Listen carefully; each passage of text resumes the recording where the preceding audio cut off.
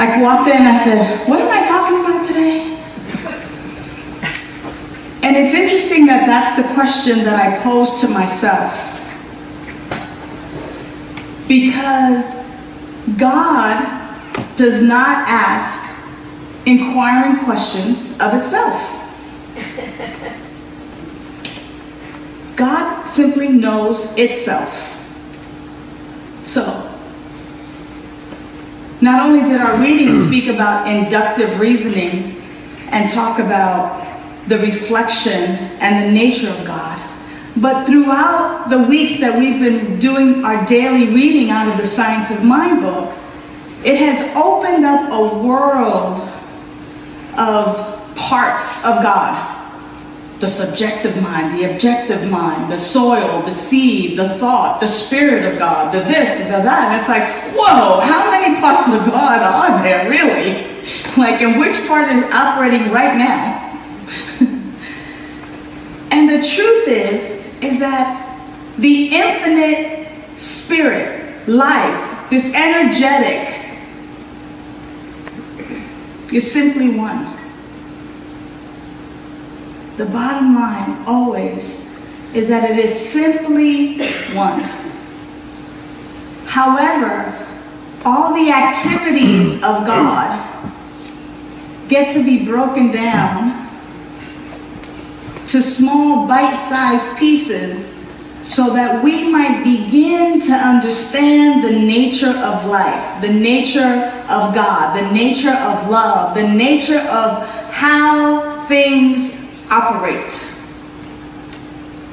Therefore, we have the spirit, the subjective mind, the objective mind, induction, deduction, what this and that and the other thing. And the bottom line in all of it is that there's one power, one presence, one life. And all the activity happens within that one. Within that one life is everything, is every aspect of the stuff that we broke down.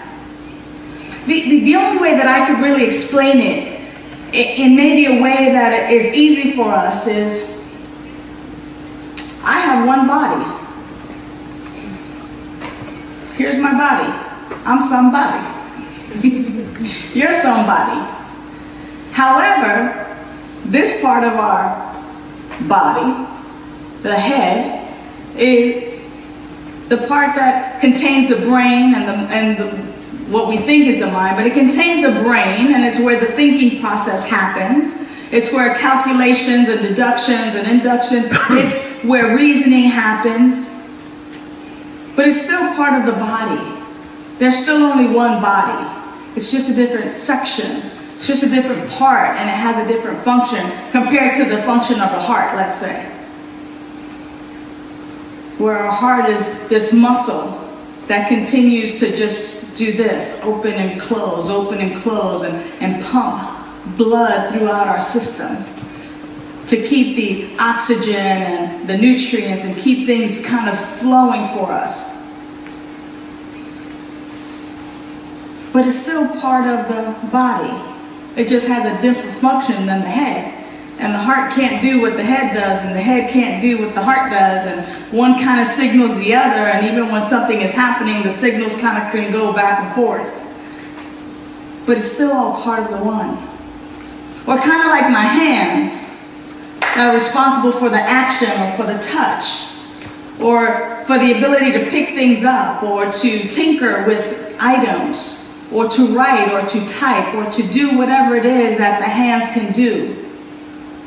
Now, my hands are just simply a different part of my body, but it's not the same as my head or my brain or my heart, and it has a different function. And so it is with life, aka God, aka love, is that we break it down just so that we might understand the complexity and the allness of God, yet it is still the one. Yet it is still all one, and there's no real place where you can point to and go, this is where God's life ends and my life begins, or this is where God's mind, the mind of God is, or here's where the subjective, there's no real place to really point to it. But it's just a different aspect. And the life of God has various actions, if you will. And in our reading, Ernest Holmes has a wonderful way of just kind of explaining things, and sometimes they're a little more difficult to understand than others. But simply, what we're going to talk about today is that no matter how we slice it up, it's still one.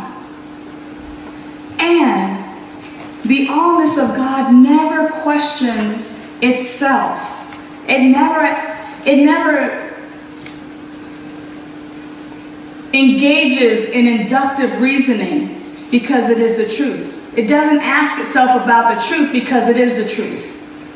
And sometimes these ideas seem so abstract to me, and I try to make sense of it with our human bodies, with what we have to work with. So show me what you're working with, is what I kind of go. Show me what you're working with. So here's kind of what I get to. God knows itself as truth, as the allness, as the perfection, as the love, as the clarity, as the eternal life, as the allness that it is. And if that's the way that God operates, without questioning itself, oh, am I the truth? Oh, I might not be the truth. Oh, am I love? Oh, I might not be. Oh, but last week, I wasn't very lucky. No, God doesn't even engage in anything like that. It just knows itself as truth. It just is. And so how do we get to that place for ourselves? Because God created everything out of itself, therefore our life is the life of God. And week after week, one of the pertinent messages that I like to remind myself of, and I like to remind us in spiritual community about, is that right where you are, God is. There's nothing, no thing that separates your life from the life of God. It is God that is having its being as you, as each of us, as a tree, as the ocean, as a grain of sand.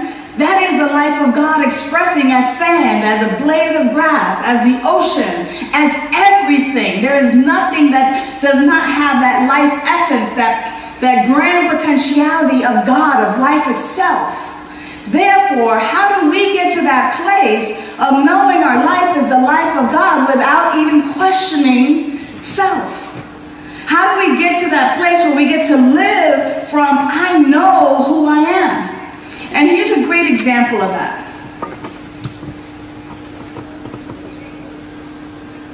You're at a movie theater, and it's time for a bio break.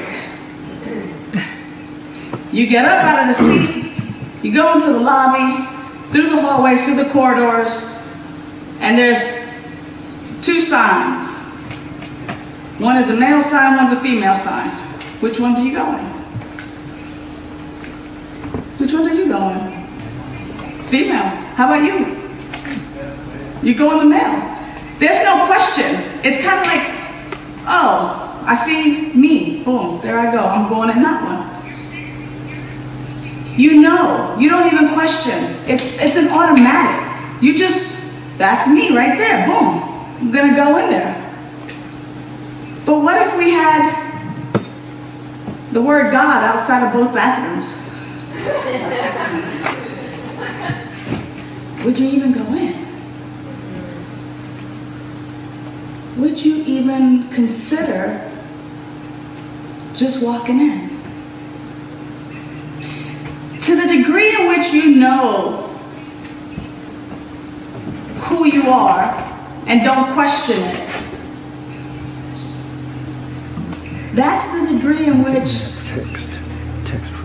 I'm suggesting, strongly, encouraging, moving us toward, shepherding us toward, knowing that when we see the word God, that we know that that is our life, that it is talking about our life, our potentiality, who we are in human form.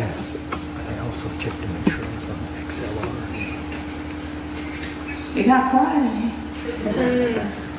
And I'm wondering if that's because something is clicking. Maybe there's a little logic kind of going on, a little spiritual logic, some inductive thinking or reasoning or some deductive thinking or reasoning. But how is it that you got to the place where you are today, where you just know which restroom to walk into?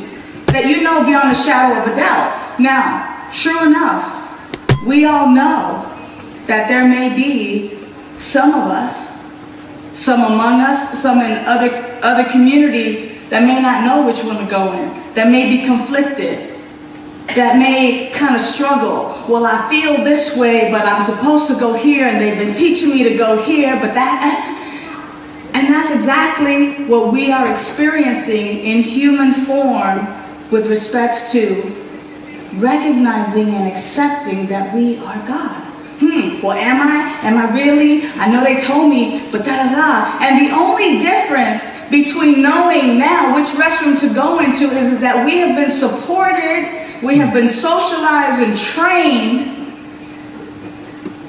by our parents, by school teachers, maybe even shamed into going into the appropriate restroom. No, honey, you don't go in the boys' bathroom, you're a girl. Or, oh, the boy was in the girl's bathroom, oh, you're a girl. You know, and happens. However, we got to where we are right now. It's clear. We don't even think about it. We see little pictures. It doesn't even have to have words.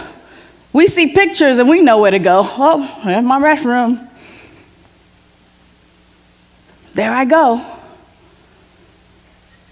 So what does it take to get to that place where it is so indoctrinated, where it is so who we are, that we know beyond the shadow of a doubt that our life is that life of God? And I know you're probably going to go, okay, here's where Reverend Sunshine throws in prayer and meditation. Yeah, we already know that. We come every week. We already know. You're going to throw in prayer and meditation. True enough. So I won't say it. But what got you to the point of knowing which restroom to go into? And then how do we take what already works and use that here so that we might know our life as a life of God? And it dawned on me that sometimes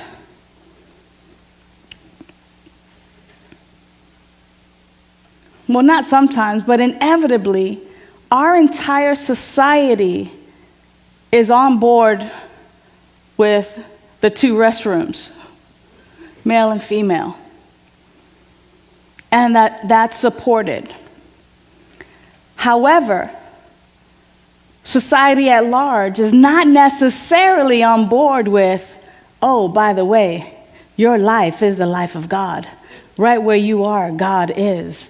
You are a magnificent and beautiful, radiant expression of God. On the contrary, what we hear is, oh, God, please help me. And we're looking out there. Or, who do you think you are? You can't obviously be God. Part the Red Sea, part the rivers, do this, do that. Everything in our society, not everything, but a lot of things in our society, a lot of things in our circles will tell us just the opposite. That we're only human, born to make mistakes. You've seen the Allstate commercial. I'm only human. Right? Everything, not everything, but so much around us is designed to separate our life from the life that God is. And so what we're trying to accomplish here is we're trying to get to a point and a place where regardless of what we're being told, we know the truth of who we are. So we get to be a little more diligent, a little more on purpose. We get to be a little more mindful. We get to pick and choose where we want to hang out on Wednesday nights, where we want to go on Sunday mornings, what kind of classes we want to take, who we want to hang out with, what kind of conversations we want to have, what kind of programming on television or the internet we want to engage in. We get to be a little more mindful and purposeful around the messaging that we allow to permeate our consciousness. So yes, I'm going to always point to prayer and meditation because those are two excellent tools that work, and when we use them on a daily basis, they help us to anchor us in knowing this truth about ourselves. But it's so much more beyond that. It's contemplation. You know, when you're in a car, on a bus, taking a walk, walking your pet, what are you thinking about? What are the thoughts that you're entertaining? Are things always out there, just beyond your reach? Or are you entertaining that my life is the life of God, therefore that which is true of God is true about me? Or are you saying to yourself, I'm always falling short, or, I just need one more $100 and then I could pay that light bill, and it's just so far beyond my reach? Or are we saying my life is abundant? I am so abundant that everything simply flows in such a way that it reflects the God that I am.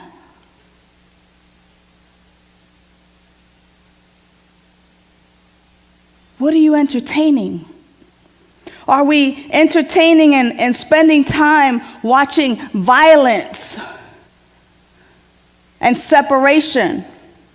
Are we filling our brains just because I'm tired and I just got home from work and I'm just relaxing, so I'm just going to turn on the TV and let it infiltrate my consciousness with wars and reports of wars and rumors of wars and violence and all kinds of lack and limitations and this and that in one place or another, or this kid missing, or that person or that person's doing this or that, or whatever it is?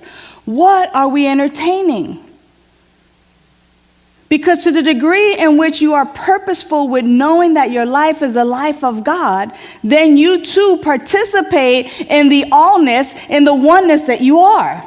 But until that time, then we get to just simply, time to make the donuts. You know, it's just we walking around in mediocrity and walking around pain and suffering because we believe in separation. We believe that God is out there, that our joy is out there, that our peace is out there, that our abundance is out there, that everything is out there, and we're here.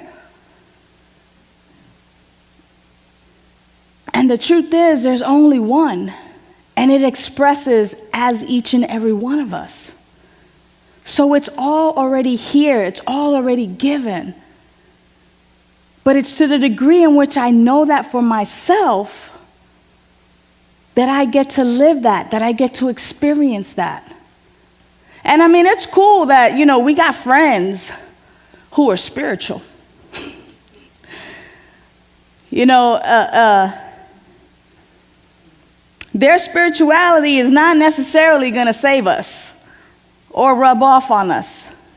It's cool to hang out and to know because we're reminded, but we have to have our own practice. We have to have our own path.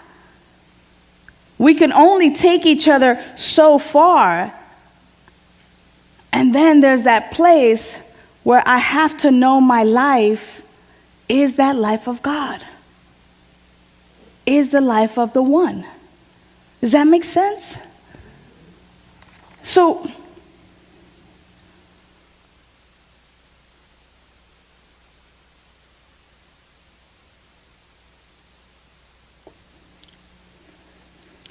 what does it take? What does it take for you? At what point is enough enough? Do you have to have one more heartbreak? Do you have to have, one more disappointment? Do you have to struggle with health and wholeness? What will it take for you to finally take that step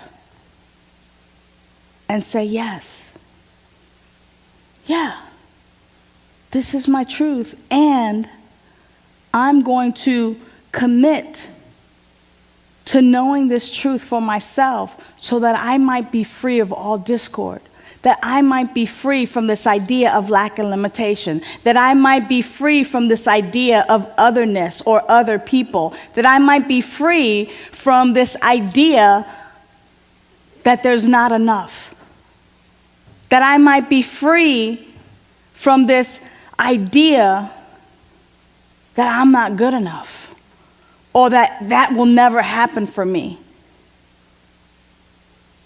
There's freedom.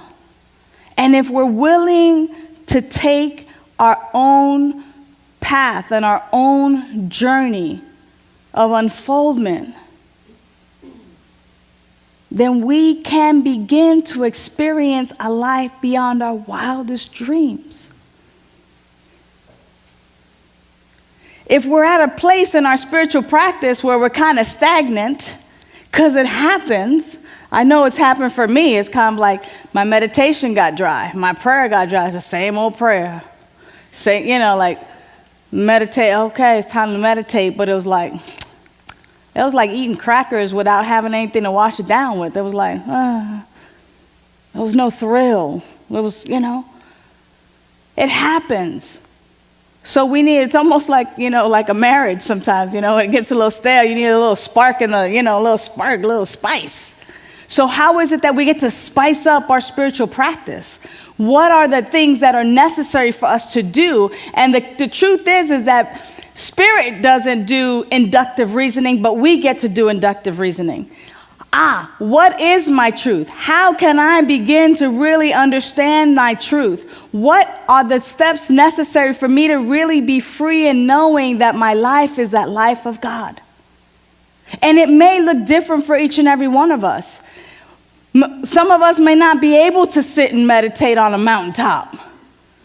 But some of us, it may come in surfing or knitting or some creative expression, that it is through that. Everybody gets to have their own spiritual path. It's not a cookie cutter method for each of us. But there is a process in which you can inquire and ask and receive that which is for you, so that you know your path to your spiritual growth, enrichment, unfoldment, awakening, so that you might know beyond the shadow of a doubt that your life is that life that God is, that there's nothing, no thing that can separate you from the life of God. It's an impossibility. And sometimes the words just don't make it through. Sometimes the words just kind of fall. But when I really begin to grasp that it is an impossibility for my life to be anything other than the life of God, that is powerful. And imagine if I were to just take that and go for a walk with my dog and have that be my practice. For 10 minutes, 15 minutes, just walk. My life, it is an impossibility for my life to be anything outside of or anything less than the life of God. Wow. The things that I can probably think of and contemplate and be with and absorb simply by having that be my practice. And as you begin to inquire, not outside of yourself, not sitting with somebody and going, so what should my spiritual practice be, Rev? No. I can help you in that process. But it's really a process of What is for my highest and best? What is necessary for me to know? What are the things that block me? What are the things that I must open myself up to? What must I embrace in order to know my life as the life of God on a deeper level? What is it that I must release and let go of to know my life as the life of God on a grand scale, in the bigger picture? What are the activities? Who do I need to be with? Who do I get to hang out with? That I might just simply listen or participate in such a way that there's something that's said or that I hear or that I feel that might really open me up to know the truth of who I am. It's a personal thing. And this week, I invite you to know that there's one consciousness, there's one life, and that life is that life that God is, and that life is expressing beautifully and magnificently as you, and you might not even know it. It's you. It's you. So I encourage you this week to ask the question, to take some time, to turn off the electronics and the things of mass distraction, and to be with your great self and ask the question.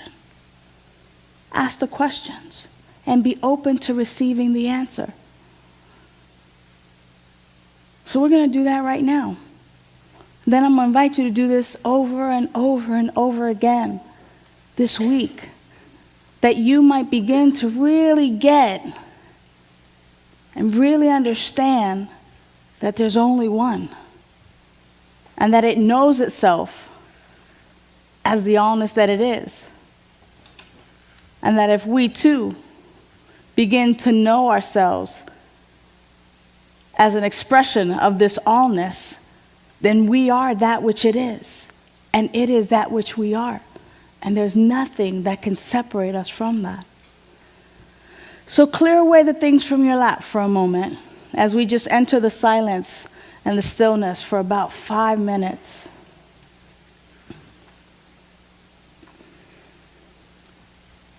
And the simply clearing away is simply your willingness to just let anything that may block you from knowing your truth be out of the way. So whether it's mentally or whether it's physically, just clearing your surroundings and just being in that place of openness. So right now, we're just willing to know our life as the life of God. We keep hearing this over and over again, that my life is the life of God. So right now I'm just sitting down. I'm just here. I'm just standing in this truth and just willing to know that this is my truth on a deeper level.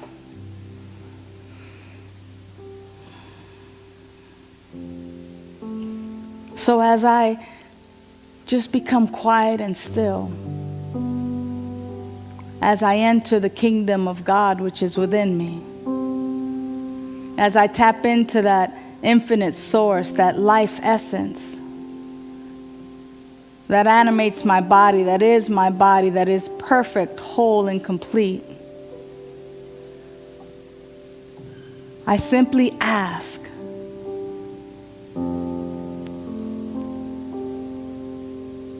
what is it that I need to know about my spiritual practice, or about an activity, or maybe something that's blocking me, or whatever I need to embrace, that I might know my life as the life of God?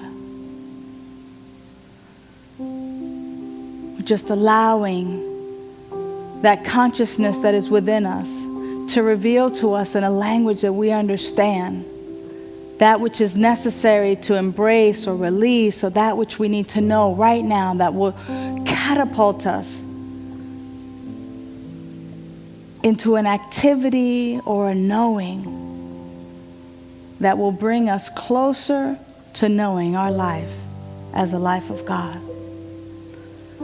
And so we just be still and be silent, that we might hear with our inner ear that which is exactly and specifically, individually for us.